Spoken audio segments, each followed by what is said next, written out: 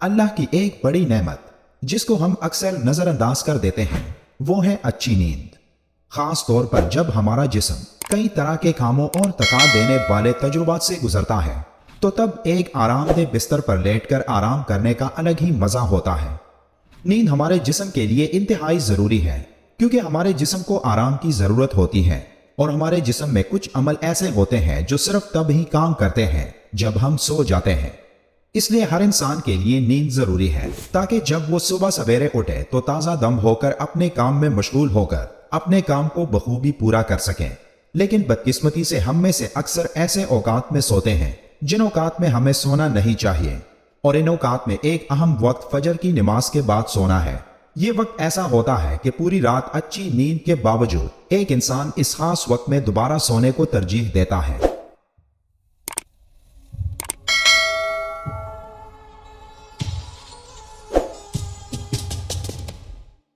हजरत अली रज़ी अल्लाह तआला अन्हु की रिवायत है, जमीन की सतह पर किए जाने वाले 3 कामों की वजह से जमीन अपनी तकलीफ का इजहार करती है। नाहक खून बहने से, वो गुस्ल जो जिना के इर्तिकाब के बाद किया जाए, और तुलुए आफ्ताब से पहले सोने से।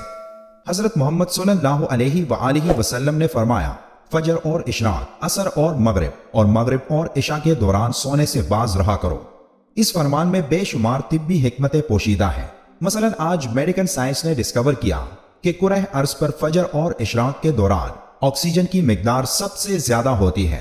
हम अगर इस वक्त सो जाए तो हम उस ऑक्सीजन से महरूम हो जाते हैं और यूं हमारी तबीयत में बोझलपन आ जाता है। हम आहिस्ता आहिस्ता चिड़चिड़े और बेजार हो जाते हैं। असर से मगरिब और मगरिब से इशा के दरमियान भी ऑक्सीजन कम से कम तर होती चली जाती है। हम अगर इस वक्त भी सो जाएं तो हमारा जिस्म ऑक्सीजन की कमी का शिकार हो जाता है और हम 10 मोहलिक बीमारियों में मुब्तला हो जाते हैं। दमा भी इन 10 बीमारियों में शामिल है। इसलिए आप ये औकात जाग कर गुजारें तो आप पूरी जिंदगी सेहतमंद रहेंगे। हजरत आयशा रज़ी अल्लाह तआला अन्हा की मशहूर रिवायत है, फिर जब मुअज्जिन फजर की आजान देकर खामोश हो जाता और फजर तुलू हो जाती यानी सुबह की रोशनी फैलने लगती तो आप सल्लल्लाहु अलैहि वसल्लम खड़े होते और 2 रकातें हल्की यानी फजर की सुन्नतें पढ़ते और उसके बाद अपनी दाहिनी करवट पर लेट जाते थे। यहां तक कि मुअज्जिन अकामत कहने की इजाजत हासिल करने के लिए आप सल्लल्लाहु अलैहि वसल्लम के पास आता तो आप नमाज के लिए मस्जिद तशरीफ ले जाते हैं। फजर की सुन्नतें पढ़ने के बाद थोड़ी देर के लिए आप सल्लल्लाहु अलैहि वसल्लम इसलिए लेट जाते थे ताकि तमाम रात इबादत इलाही और नमाज में मशगूल रहने की वजह से जो थकान वगैरह पैदा हो जाता था वो थोड़ी देर आराम कर लेने से खत्म हो जाए और फर्ज पूरी चुस्ती और बशाशत के साथ अदा हो।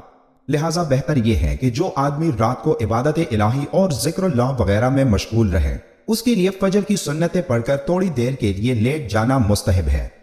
सैयदा फातिमा रज़ी अल्लाह तआला अन्हा बयान करती हैं, मैं सुबह के वक्त सोई थी कि रसूलुल्लाह सल्लल्लाहु अलैहि वसल्लम मेरे पास से गुजरे और आपने मुझे पांव से हिलाया और फिर फरमाया कि उठो, अपने रब की तरफ से रिज़्क की तकसीम में शामिल हो जाओ और गफलत शार लोगों की आदत इख्तियार ना करो। अल्लाह ताला तुलुए फजर से तुलुए आफ्ताब तक लोगों का रिज़्क तकसीम करता है।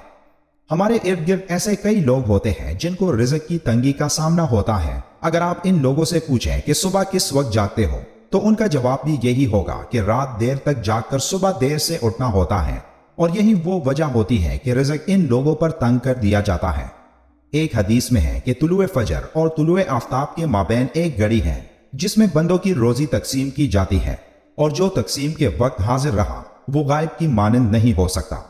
हदीस पाक में यह भी जिक्र आया है कि जो शख्स फजर के बाद सोने का आदी हो तो अल्लाह उसकी यादाश्त को खत्म कर देता है, और बाज रिवायात में यह भी आता है कि फजर के बाद सोने वालों के लिए हलाल रिज़्क के दरवाजे बंद कर दिए जाते हैं। इसी तरह कई लोग रमजानुल मुबारक में सहरी के बाद सो जाते हैं और इसी वजह से उनसे फजर की नमाज रह जाती है, जो एक बहुत बड़ा नुकसान है। और अगर नमाज के जाया होने का खतरा ना हो तो कुछ देर सो जाने में कोई हर्ज नहीं।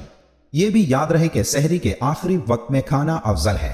अगर आदमी आखिरी वक्त पर सहरी खाए तो सोने की नौबत ही नहीं आएगी। इसके अलावा अक्सर अफराद रमजान में सोने जागने की रूटीन खराब कर लेते हैं, जिसकी वजह से उनकी नींद पूरी नहीं हो पाती और वो सारा दिन गुनूदगी में रहते हैं। अगर अफ्तार के बाद 10 बजे सो जाएं तो सहरी के लिए 2:30 बजे उठने पर भी नींद पूरी हो सकती है और पूरा दिन आराम से गुजरा जा सकता है। रोजा हमारे जिस्म के लिए एक कुदरती सिस्टम है जिसके दौरान जिस्म में फायदेमंद खलियात बन रहे होते हैं और खतरनाक बैक्टीरिया और माइक्रोब्स वगैरह जिस्म से बाहर निकल रहे होते हैं। इस दौरान जिगर का डिटॉक्सिफिकेशन सिस्टम भी काम करना शुरू कर देता है और इस सिस्टम को हाई फाइबर ग़िज़ाओं, फल, सब्जियों और जिस्म को हाइड्रेट रखने के जरिए तेज करना चाहिए। इसके अलावा 10 से 12 रोजे रखने के बाद जिस्म में एक हार्मोन रिलीज होता है जो ग्रोथ हार्मोन कहलाता है। ये जिस्म को फिट रखने में मदद देता है। आज मुआशरे का हर फर्द रिज़्क के बारे में परेशान है। कमा के तक जाने के बाद भी दिली सुकून ना होने और जरूरियात के पूरा ना होने ने दिलो दिमाग को बोझल कर दिया है। कहा जाता है कि फजर के बाद के 6 घंटे इस्तेमाल करने वाले शख्स के दिन रोशन और पुरसकून होते हैं, जबकि देर से उठने वालों के बोझल और नाकामियों से।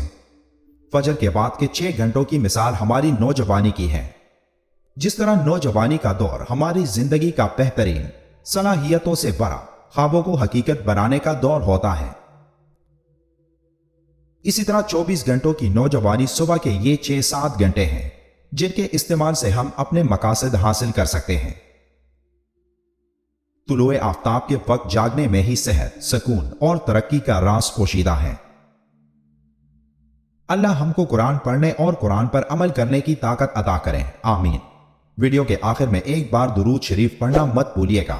मिलते हैं एक और मालूमाती वीडियो में, तब तक के लिए अल्लाह हाफिज।